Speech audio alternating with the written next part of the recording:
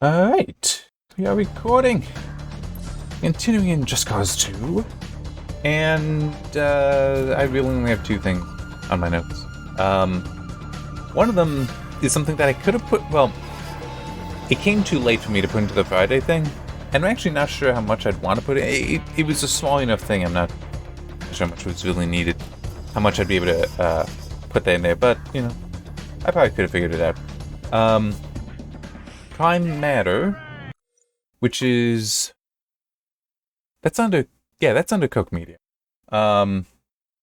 They shared that they will be having Gungrave, Gore, and System Shock playable at Gamescom. That's all there was to that one, really. Exactly am. Okay. Really? No, I guess that does make sense, yeah. Alright, I want to take care of that military base. Because, you know, I'm in the area. And I think if there's a helicopter, it's over in this direction.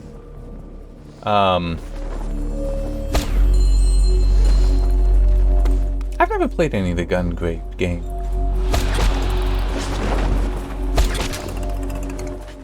I've also not played System Shock before. Bioshocks. I've played all the Bioshocks, but never System Shock. Oh wait, I remember. Yeah.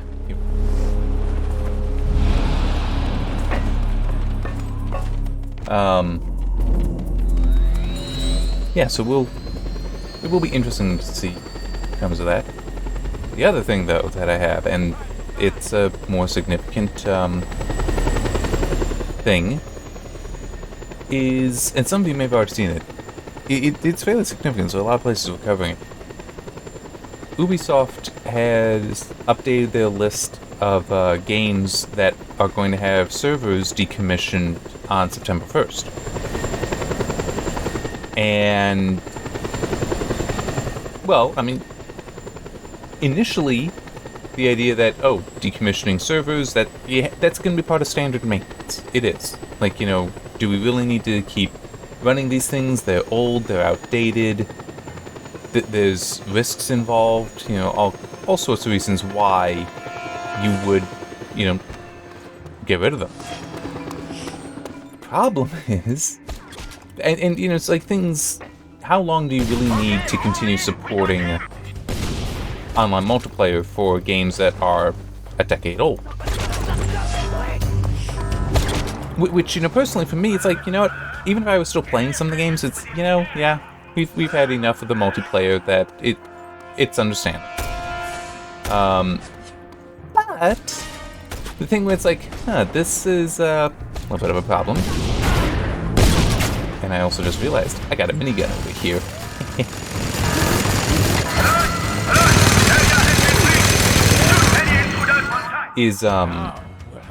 There are also some games that the DLC will no longer be accessible or able to be you won't be able to download it, you won't be able to install it, you won't be able to use it, and it's like, that definitely does lead to some interesting and important questions. In part because it does look like at least some of the games definitely are still on sale. I'm not sure about how much of the DLC is still on sale. That would be impacted by this. But, well, hang on. Oh, I didn't. Thought I put in my notes. But it's like Assassin's Creed 2, Assassin's Creed Brotherhood, Assassin's Creed Revelation, and 3 are all on the list. Not all of them would have a DLC no longer accessible, but I think Brotherhood was among those. Assassin's Creed 3, and specifically the 2012 release. Far Cry 3 also, well, the 2012 edition. Because both Assassin's Creed 3 and Far Cry 3 had re-releases. But yeah,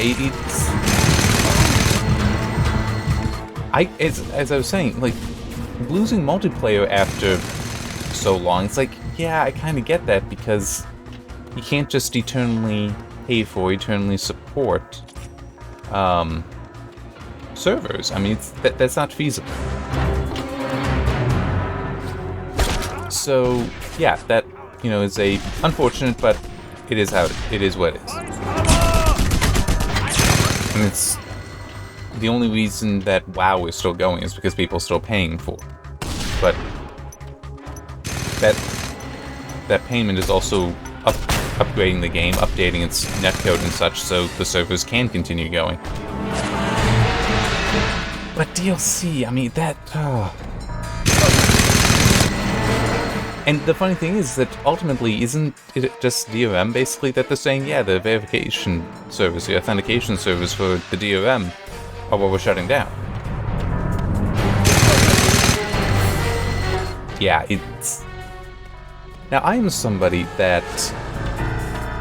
I can believe that there are some people that, would hate this. But it's like, I understand DRM. I get the purpose to it. I also recognize that it's... some people see DRM as just what this is, where it's the whole, verifying that you have the permission, as someone put it, I'm sure, to access to launch this game that you paid for. Move out, fighting! And it's like, yeah, that's certainly DRM, but technically so is, like, a multiplayer account. That's also DRM. It's protecting your digital rights, though. It's ensuring that your identity is yours and yours alone when you're online. I mean, it's like, I mentioned WoW. It's like, what do you think the security around your account is? That is a form of DRM. It's for you, though, not for Blizzard. I mean, technically it is also for Blizzard because they want your accounts to be secure, but, it is about managing your digital rights. And it's just, if I were to have a job at a game developer and could in any way share my thoughts on it, my view on DRM would be basically either set a time limit, which for Ubisoft I think this would be feasible. There's some games, some studios it wouldn't be. But it's like, either after how many months, it's like, no, we're stripping out the DRM. Or have it be, you know what, we've met our revenue targets. So you can be like, you know what, if there's piracy, we're not going to worry about it. We made our money, we're going to strip it out. So now that's, one less thing that can fail. Ooh, that thing is really hurting me. And I don't think I was actually getting any shots on it. So.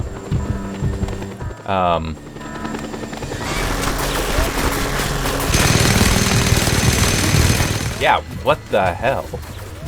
That made no sense. They should not be having that much health. Or armor.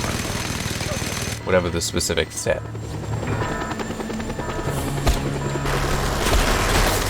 There we go.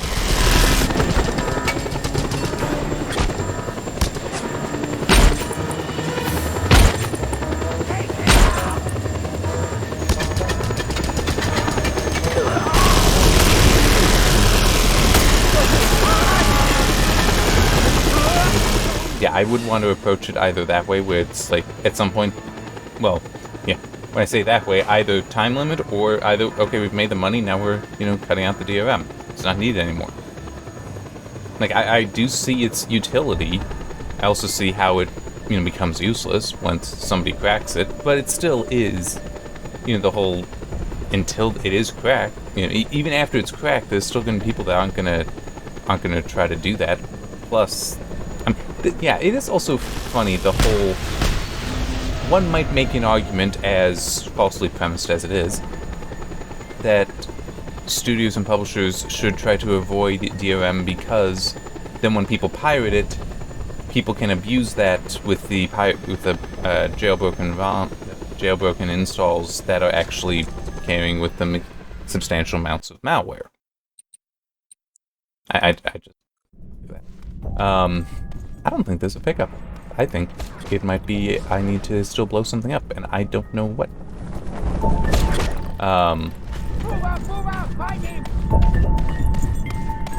Yeah, let's actually fly around with this. If it is something I need to blow up, it's gonna be the easiest to do with this. But yeah, no, I would be like, let's set a date, set a goal where it's like past that, alright, we remove the DRM, this way we don't have this Ah, that's what it is. Okay. That way you don't have the concern about, it's like, what do we do when the server shuts down? It's like, no longer a server to be concerned with.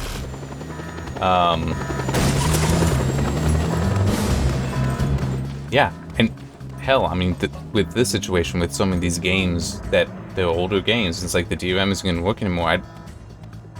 If I were at Ubisoft, I'd be saying, okay, so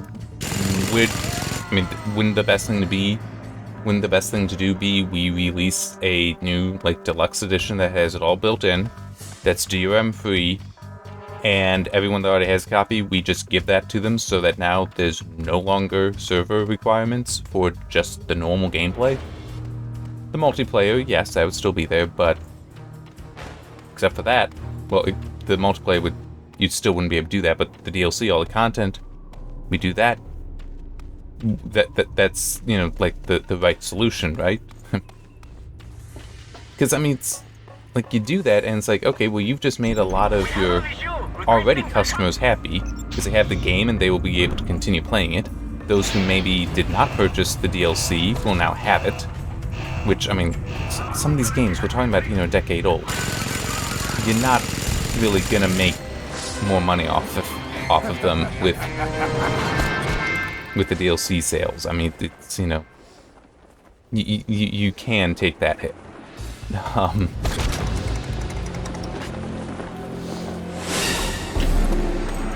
I want to see if there's help.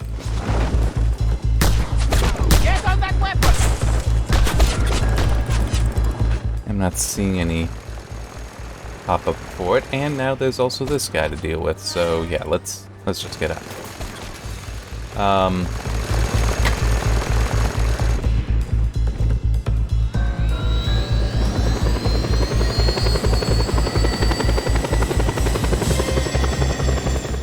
There.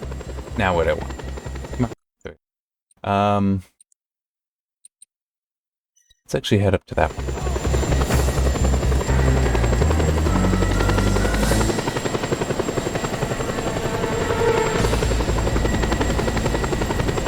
But yeah, and it's one thing though that I did see that is interestingly is that apparently, at least some of Ubisoft is going to try to do something about it. Anno 2070 is one of the games, and apparently the studio originally behind it was like, wait, what? Hang on, let's see if we can, like, update the server code to run on the newer stuff. I mean, that would be another solution, is if you can, is if you could make the server code enough of a separate module in there so that you could more easily update it. So that way it'll work on the newer servers. Because that I could believe is part of it as well, is that some of these, it's like, yeah, that code is so old we can't run it on the new stuff, and oh, if only we could, it would be so much more efficient.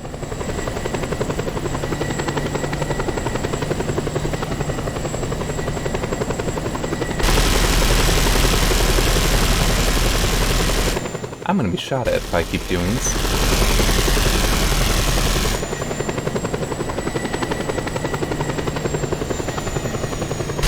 I'm not seeing from where, though. Missile launched!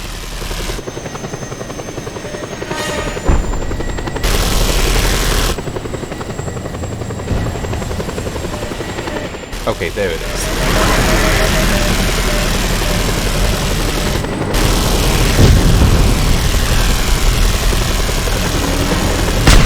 There we go. Missile locked on target! Wait, what? Where's this other missile coming from? Oh.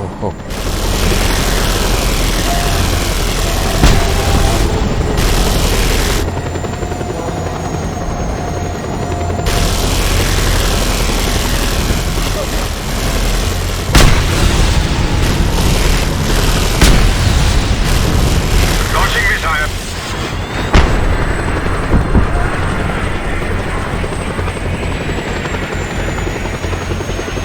Okay, seriously, where is it coming from? Oh, you're kidding me. This is a separate installation and it's still attacking me. Now Air Force chopper arriving shortly. Ow.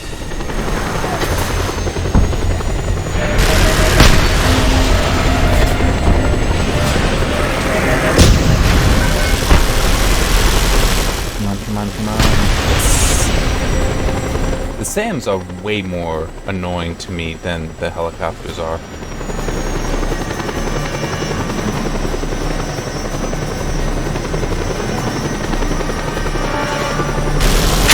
Whoop.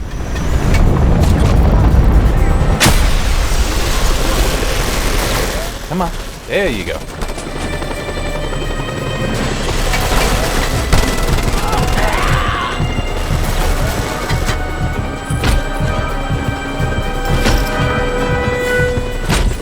Mind if I borrow this?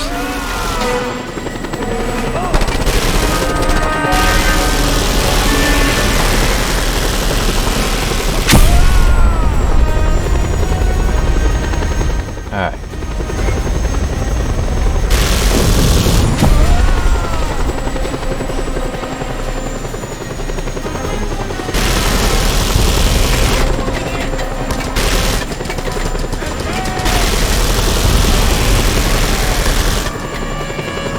Okay, I'm not seeing anything else to blow up down here, so I'm gonna head back up there.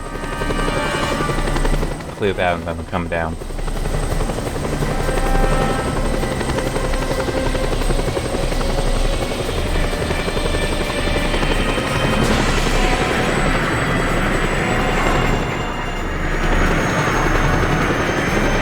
Ah, damn it.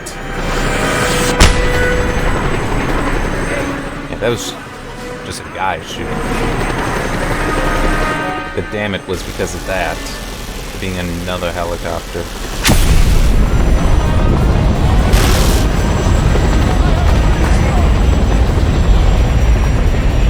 Behind me. I have no idea where.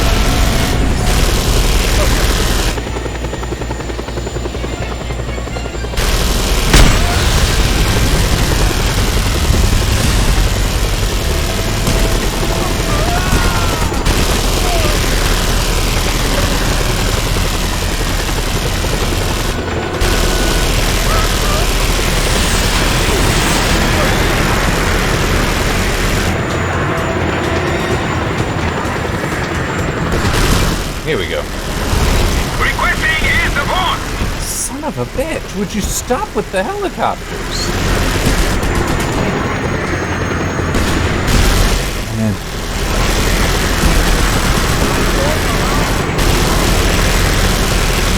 We have a visual. Requesting backup.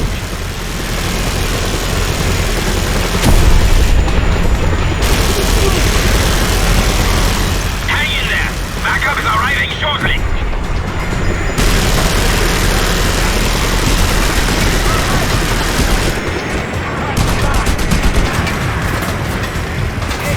Okay, this is not legit. I'm sorry, it is, I've complained about it before. I really, really hate how it's like, oh yeah, we can just, continuously throw enemies at you, can't we? No, you can't. It's not fun.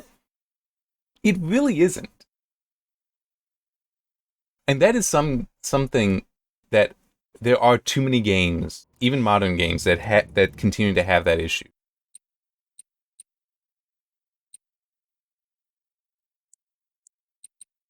It would be...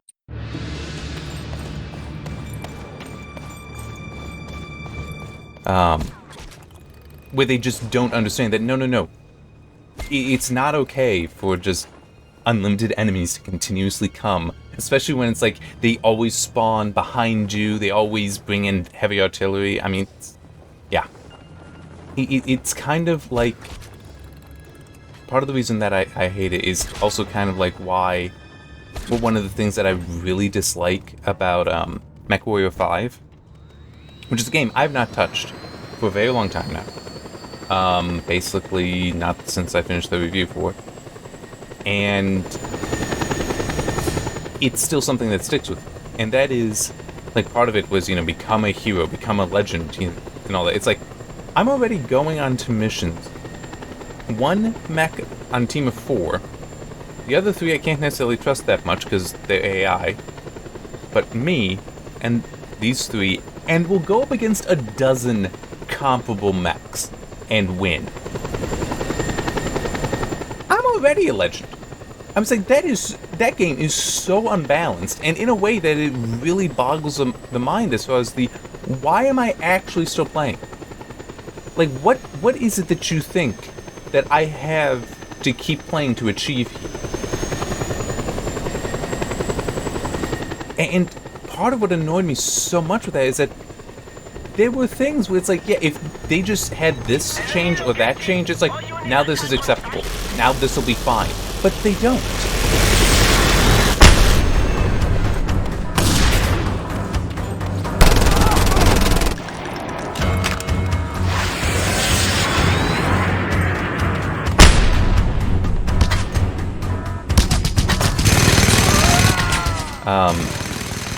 Like one that I know I complained about in the review, I just don't remember how effectively I complained about it, is that in the tutorial mission, you are introduced to, well, one of the things you have to do is repair your mech by just go to a repair station.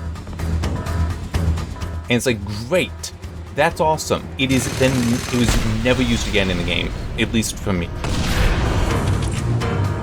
And it's like, so why was it even introduced? I was like, the idea of having that, though, is perfect because it allows you to, for one thing, now you have to strategize with your health and also ammo. It would refill your ammo, because that was something that could also happen. Because remember, your enemy, they're dropping in new mechs as you're playing. You don't have that luxury. You don't get to change out mechs. You don't get to repair mechs. You don't get to reload mechs. They have every advantage. And also they have the, bunch of just, little guys running around. The tanks and stuff to deal with. I mean, it's like every advantage they have, every disadvantage you have. I'm gonna shoot. And it's like it was already introduced though a solution. It's like, no, we're not gonna have that. We built this in the game, but that was the intern's job. And he did it, and then we didn't bother with it because he's only intern. Why would we do with the intern? Why would we keep using with the intern? I'm being facetious there, obviously, but it's just, that was just stupid. But it's also, there's another game that so old, like decades old, even at the time of MechWarrior 3. Okay? No, sorry, 5. There we go. Called Star Siege, and I know I talked about this in the review playthrough. I didn't bring it up in the written review because I don't like comparing one game to another in a written review. But it was also a mech game, okay?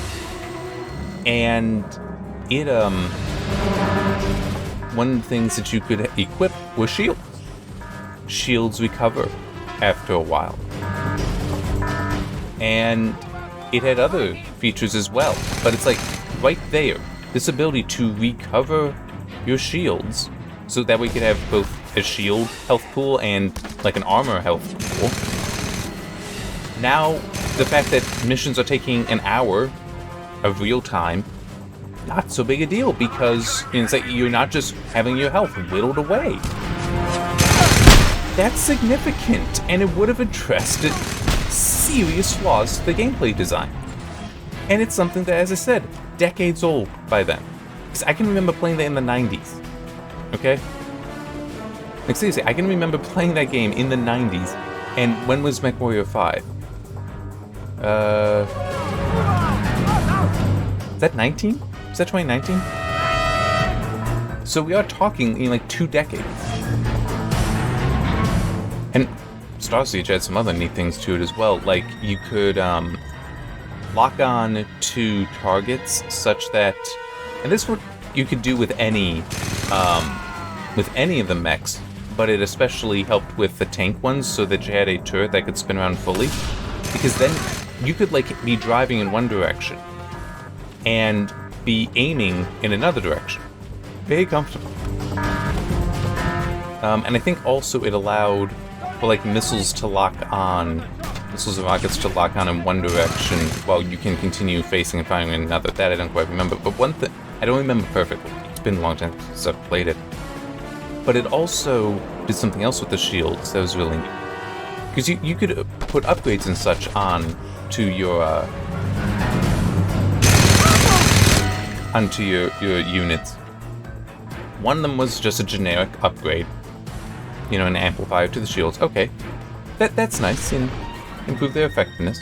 There was a cost, but the cost was like, I couldn't even believe it was a bug. It wasn't actually there, because it was like always worth installing. But the other thing was a shield modulator that you could have it focus the shield strength to the front. You can bias it to the front, so you could have like 90% protection in front, but then like 10% protection to your rear. But what was so neat is this could be connected to the targeting system, so you could lock on to an enemy and have the shield track the enemy, so it will turn towards that enemy regardless, you know, without user input. Then it was amazing. That's such an amazing, useful feature, and it's something you don't see today. I was like, at least as far as MechWarrior 5 is concerned, does not exist. And it's like that, a repair system, the ability to change out mechs, those would be things that would really have helped that game, in my opinion. I know that there's some people that absolutely love the game, and I know that that's gotten updates and such that I have not seen. But it's still just, and my point with the updates is maybe they've actually made changes that would satisfy me. But it's just the whole, there are these old ideas that, man, would have been great if they had thought to use, because it would have so helped the whole, just every advantage is to the enemy, every disadvantage is to you design. Because it's like, then why do I want to keep playing? Why do I want to put in all this time? Where is the thing I'm missing?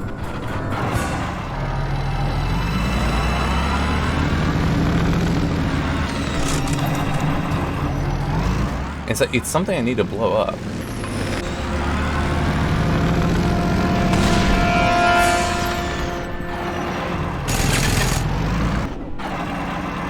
These always had the mounted guns. I've just not fully realized that.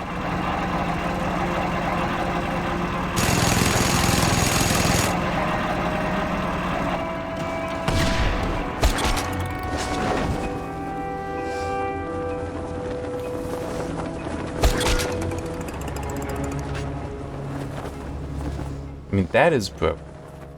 It's not that.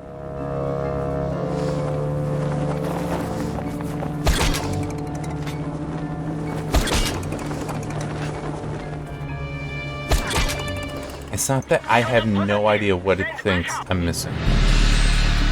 Oh, wait, that's it. Okay.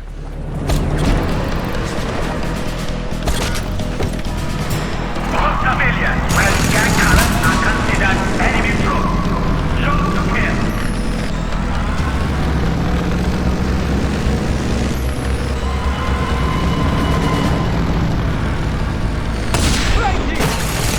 Whoops. Let's finish this! Let's finish this!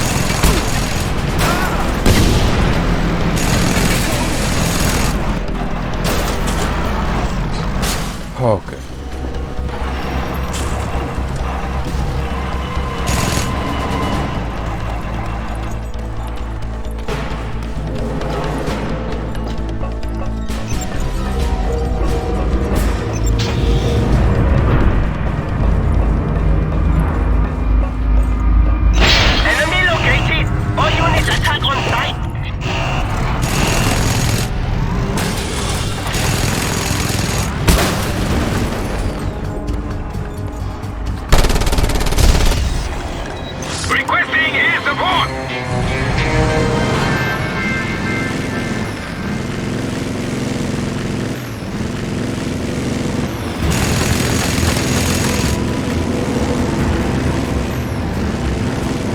That is one thing with the sequels that is nicer. 30 seconds. Why? What?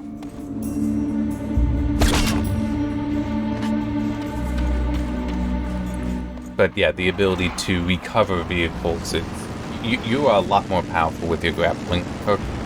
So yeah, you are able to recover vehicles much more easily than here.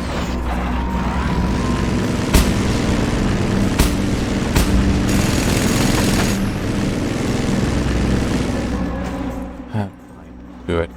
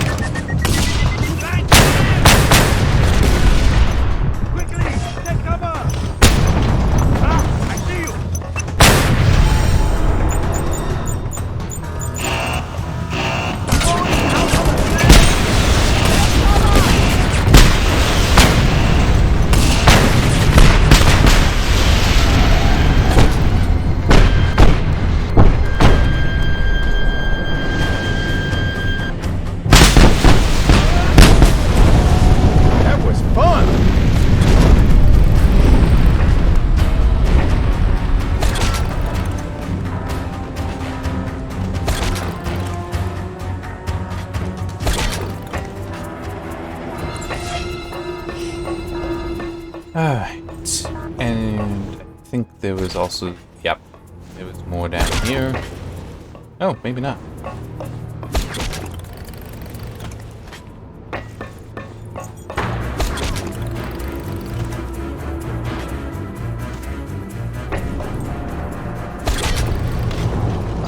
I guess not.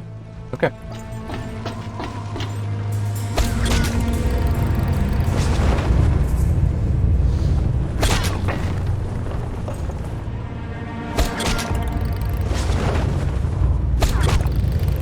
I also just remembered something else.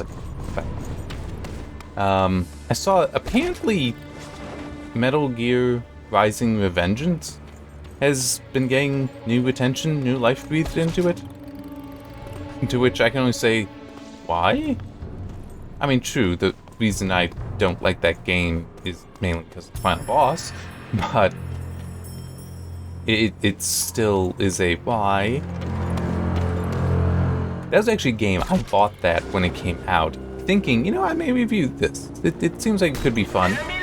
And I enjoyed a fair amount of it, and then I wanted to throw it out the window because of the final boss. That was just so badly made, at least for PC.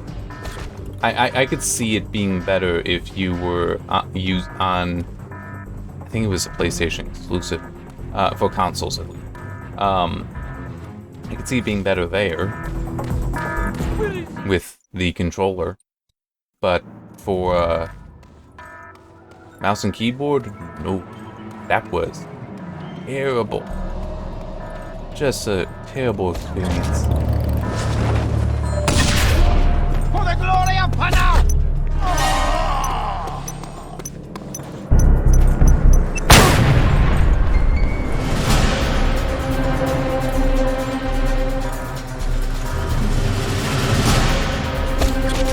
Yeah, there's some games in my library that, you know, are old and would be nice to replay sometime. Like, I'd like to go through a lot of the Assassin's Creed games. Not doing it before September 1st, unfortunately. I'm not too the potential lack of DLC though, or multiplayer. I don't care about the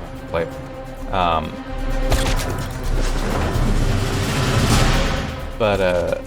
Yeah, that would not really be one of them, because I know it would drive me nuts in the end.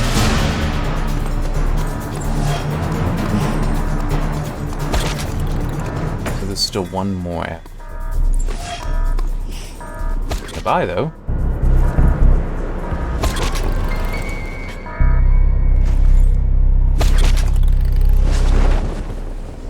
You know, it would probably have to be, as far as games I'd want to play through again in my library, I'd probably have to start working on the That was fun! Borderlands series first. Because I do want to review Borderlands 3, and I do have it. I can review it. I just, you know, haven't had the time. It's like I had to buy a copy. I waited for it to be on Steam. So that was already a year after. And it, I was busy. I don't even remember what it was. It may have been, I was working on a different review at the time. Yeah. Yeah, I'd want to do 1 and 2 first, then 3. I've already reviewed 1 and 2, but I'd want to play through them first. Then get to Borderlands 3. But it's also, I don't know if I want to bother with the Tiny Tina's Adventure thing. And part of the reason why is there is an element to the design of the Borderlands games that, from my memory, is I can feel it in the first. And it was very much present in the second. And the pre-sequel, which is garbage, I would never recommend playing that game. I would recommend avoiding the game, in fact. It was very much there for that entry. And so I am concerned with Borderlands 3. Hang on, I want to get a drink of water and then I'll explain.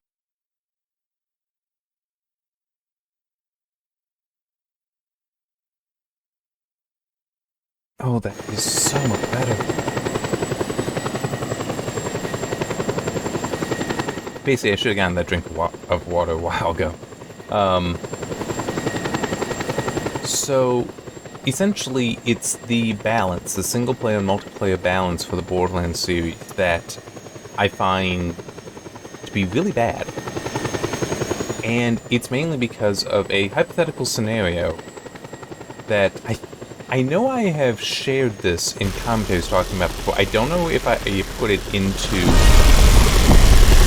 the review for Borderlands 2 or 1 when I went back and played it to then review it. The hypothetical was that if you could have a level 0 player, so a player that can contribute nothing to damage, you can contribute nothing to combat, but is an active player, and so could have the potential to move and to dodge, to avoid dying. If such a... What the hell? How did that lose health that rapidly? Yeah, that I definitely don't think is legit. Anyway, but if you could have this level 0 player, the challenge of the game would be precipitously less, would be significantly and disturbingly less than single player. Because the way the game is balanced... Come on now, give me the thing. There we go. The way that the Borderlands games are balanced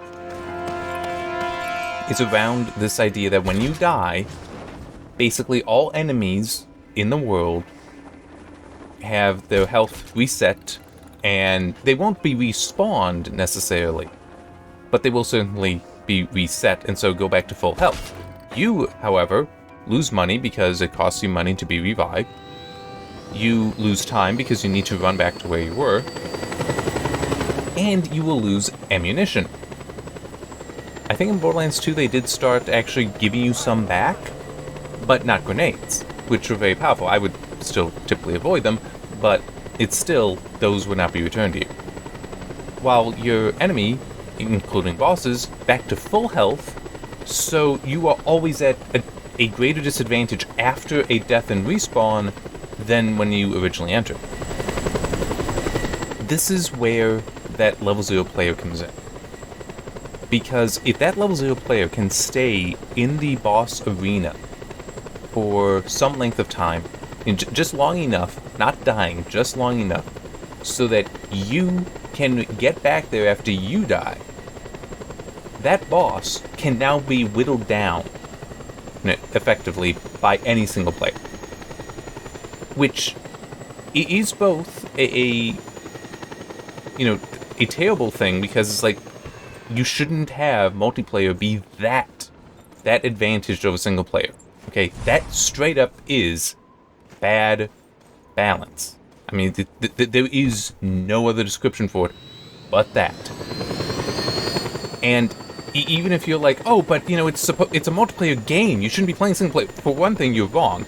It's a single player game that also supports multiplayer. Okay, and if you want to say no, you're wrong, it's like, I am as wrong in that view as you are in yours. They are equal. Okay, but it still is that hypothetical scenario. Am I wrong with what I described there? And you can't say, oh, but the levels of play wouldn't last long enough. How do you know that? You don't know that. All it takes is for them to be able to avoid taking damage so that they will not die. But still, as this scenario might be implausible, but it's not impossible. And the fact that would so cut away the challenge, the difficulty, that's a problem. You shouldn't be able to have a worthless player join you, and therefore the challenge is reduced. Okay, it's like that is bad design. That is bad gameplay design, bad gameplay balance.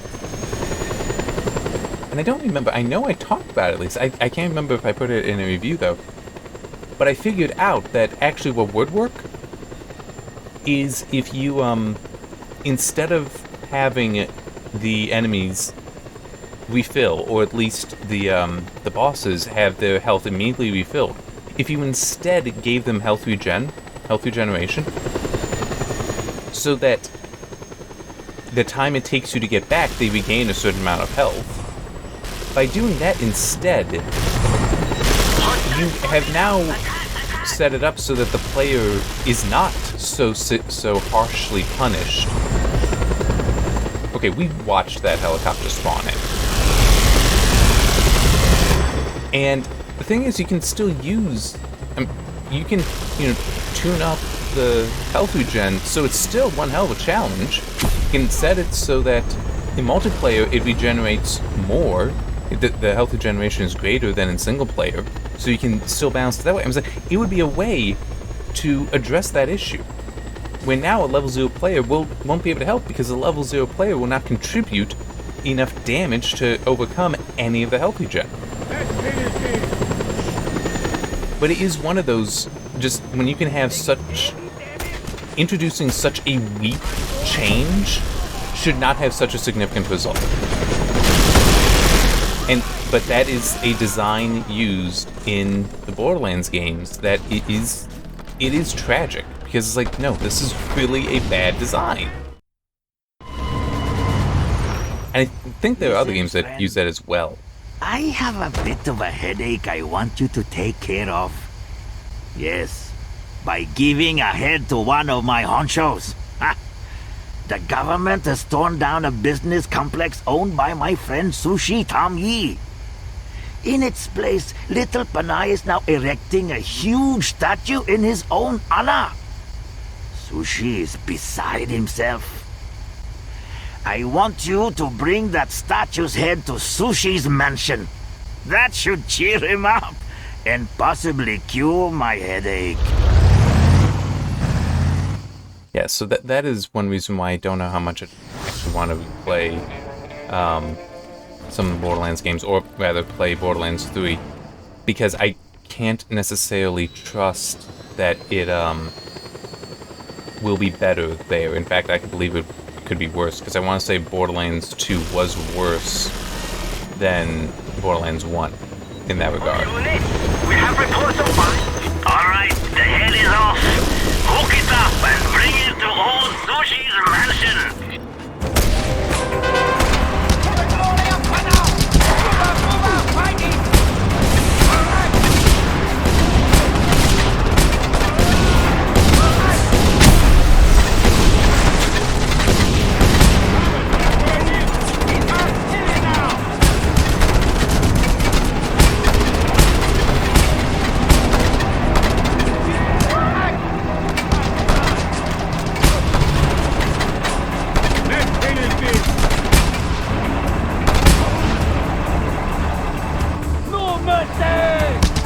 Hang on.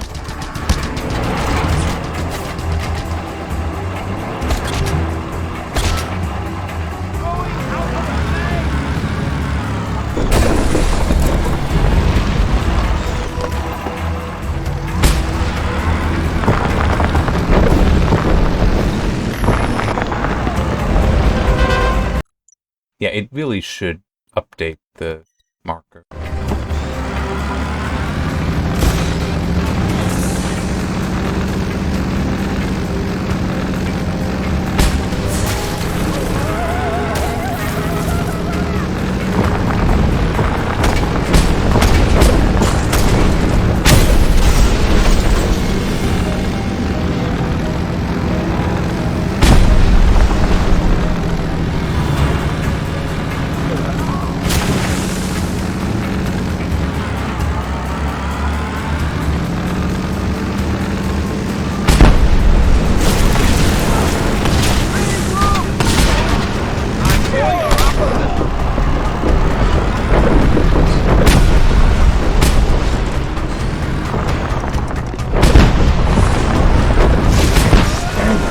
Voice.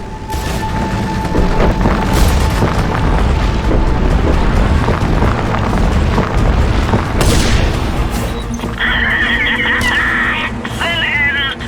The president will be crying like a baby over this humiliating incident. Quite literally. Just drop by the mansion backyard later to see what I'm talking about. There.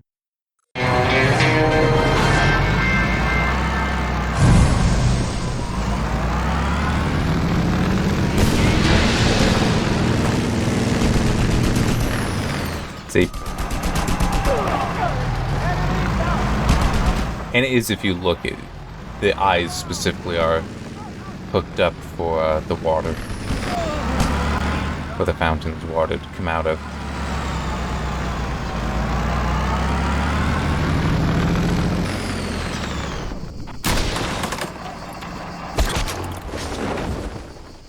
Ah, there it is. Along with that.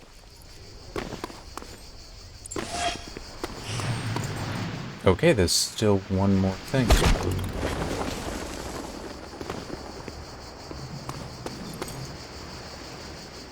The wind turbine. That is... It is possible that, that there's something to pick up over by them. This is why I'm taking the helicopter. Get over here quickly.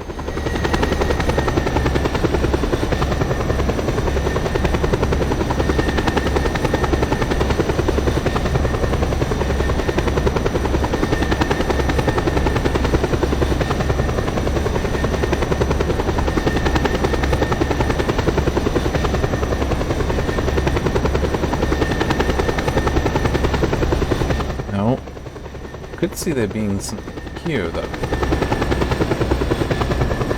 think I would have thought... Nope, no, there we go.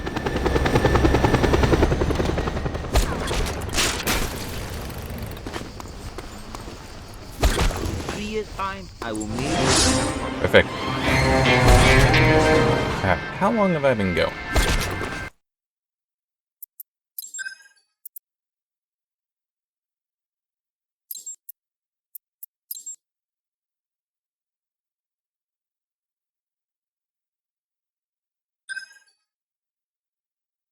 Hmm.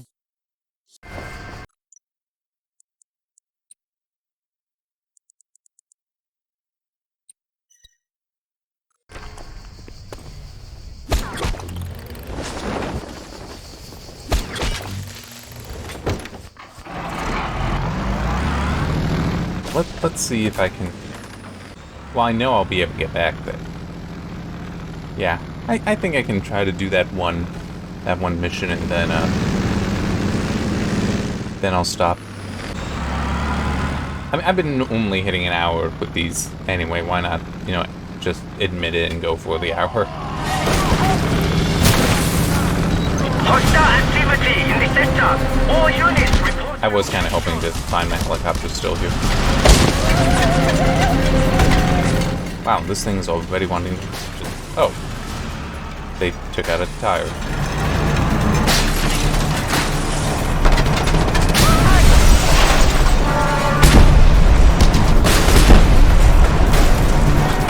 Oh, they were friendly. Sorry.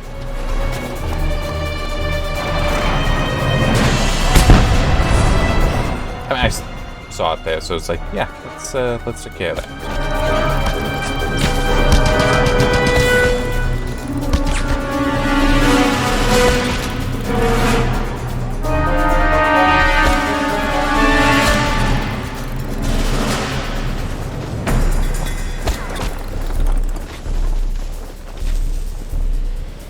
You know, one thing, because now I'm just having flashbacks of the sort for Borderlands 2.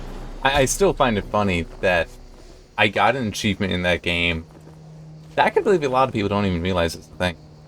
The final boss, the warrior, has weak points on it that you need to destroy part of its body in order to... like, the chest has a weak point, but it has... like chest armor that you need to destroy first. I didn't recognize that. Now, if you remember when I reviewed the game, if you look back at that, I decided to try to do a gimmick with it that I never did again and never will. Dumb idea. But I still kind of felt like doing something a little different for being my first review. Which is, I tried playing the game in a single sitting. I mean, not actually a single sitting, but because I didn't need to, you know, like, stop to get food or whatever. But yeah, I at the time I finished the game, I was already awake for 40 hours. Yeah, don't ever do that. But I didn't even realize, and it was so funny, the next time that I played, that I fought the boss, I looked and it's like, oh, yeah, that's obvious. How did I not see that? Was I really that sleep deprived? Apparently. But yeah, you could break his chest open. You could also, on his sides, there were some spots. No, I didn't see any of that, so I had to deal damage to him other ways, which would just be generally shooting him, but also, every now and then he would roar at you, or use, I think he also had like a fire breath attack kind of thing. And his mouth was sensitive. So you could actually use that for critical hits. And I actually managed to kill that thing. And got, because there was an achievement for defeating the warrior without breaking its armor. And I saw that, and it's like, what is it talking about?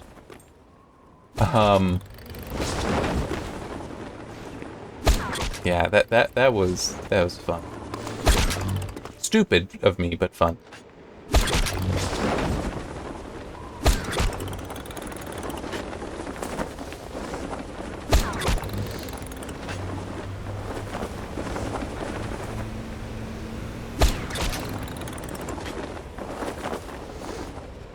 I think one thing they did do with Borderlands 3 that is an improvement to 1 and 2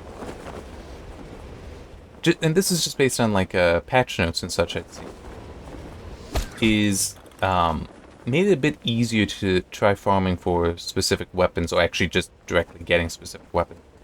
Because the RNG, well, yeah, the gazillion guns is a feature for those games.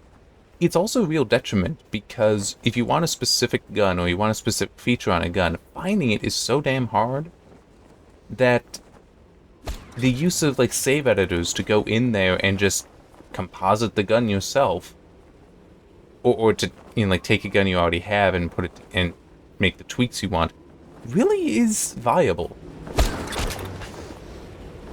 And it seems appropriate, where it's like, how else are you going to get the stuff that you want? I mean, arguably, there are games that should just be a feature built in, that you should be able to take apart weapon and combine the parts. Which, I mean, that's also a real thing. Here, I'm gonna get this started, and then I'll explain. Scorpio, the Great Revolution calls for a hero who knows how to use a gun and explosives. I want you to teach the government a lesson in rough love. I know this is a great talent of yours, comrade.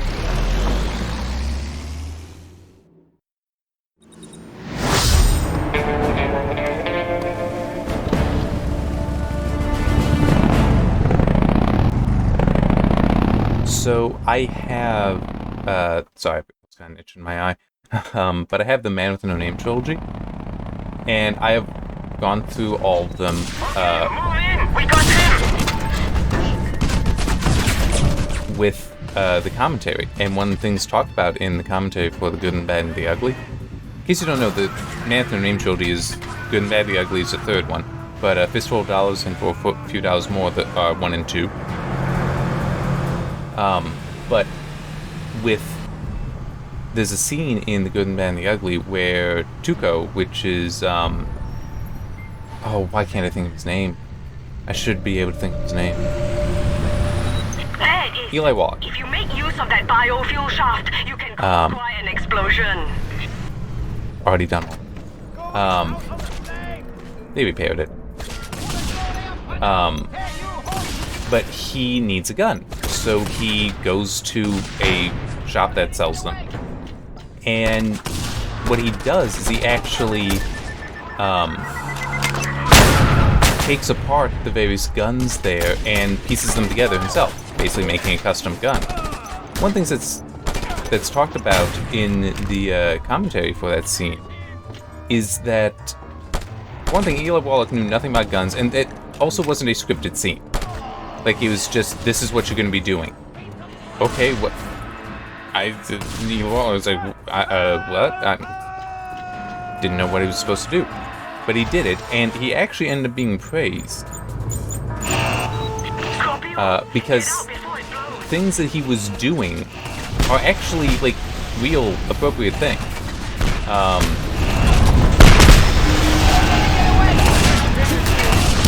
Like, you know, checking for certain actions, certain sounds, is exactly what somebody who is familiar with guns would do.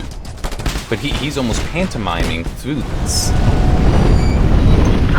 Scorpio, my hero. The people of Fana will raise statues in your honor. But one thing that's mentioned in the commentary is that handguns are actually the first example, the earliest example of a mass-produced good that is also completely modular and interchangeable, such that you could do that. That you could take parts from various guns, potentially also various manufacturers. I don't know guns that well. But, you know, like change it, you know, take this barrel, take that cylinder. Is that what, no. I don't think that's what you'd call the, in the revolver, what is actually holding the rounds. But, you know, and then this trigger, that handle grip, that hammer style, potentially, is like, being able to combine them all like that, that actually is part of the history of guns, is that you can make those changes. So it does seem kind of weird, then, that a game like Borderlands 1, 2, potentially also 3, I know 1 and 2, also the pre-sequel, that had these gazillions of guns, because they have all these parts that are just, you know, fitted together based on RNG, fact that you can't, in fact, just take them apart to assemble your own guns, it's like, why not? Like, that actually is what you can do in reality. Why can't you do it in the video game? And I do kind of wonder how many video games actually do have that. I know that there are games where you can craft weapons, but some of them, I want to say most of the ones I'm aware of, it isn't so much that you're like taking a part off of one gun, putting it in another. It's more like you scrap a part, you scrap one gun, and that may or may not give you a part, or it may just give you generic crafting materials, and then you spend those to modify it.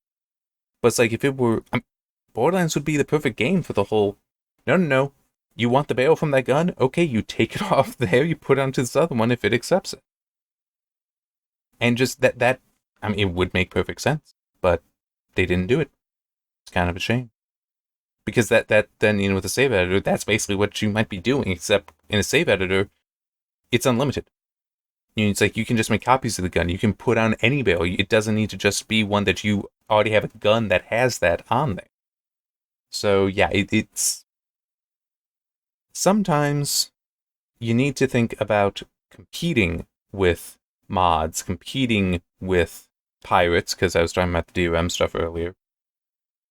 Just that, instead of just trying to defeat them, if you try to compete them, you put in the stuff so that you're solving, you're providing a solution to a problem some people may have up front, as opposed, so they don't need to go somewhere else, as opposed to them having to find their own solutions. You'd probably find that that you'd have a lot more success there than just with the efforts to try to beat whatever adversary it is that you're choosing to go against.